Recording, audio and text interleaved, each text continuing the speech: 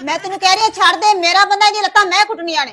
मैं बकवास करनी है कि मेरा बंदा है, तेनिया लत्तां मैं कुटूंगी। ए मेरा बंदा है, मेरा है, मैं तेन कह चुकी हां ना, मेरा है। ओ रब दा वास्ता ना लड़ो, ओ इत्थे बहुत सही, मैं थोड़ी वंड पा दिना। ओ मेरी गल सुनो, तुसी दोवें ही मेरियां बीवियां ते तुसी दोवें ही मैनू बड़ियां प्यारियां। आंदा तो आ सज्जी लत्त तेरी है ते तू कुटनी आ, ते आ खब्बी लत्त तेरी है ते एदी तू खिदमत करनी है।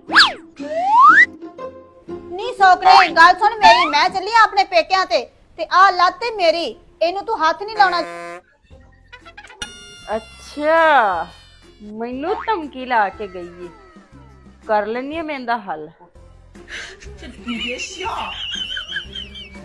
आ आ आ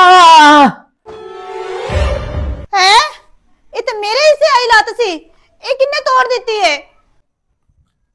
आ मैं तोड़िया, मैं दस की कर लूंगी। अच्छा मैं की कर लूंगी, एक मिनट रुक, तेन मैं हुणे दसनी है।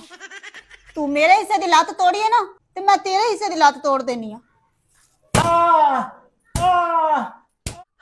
ओ यारो कुछ भी कर लियो, पर जिंदगी च दो ब्याह ना करायो।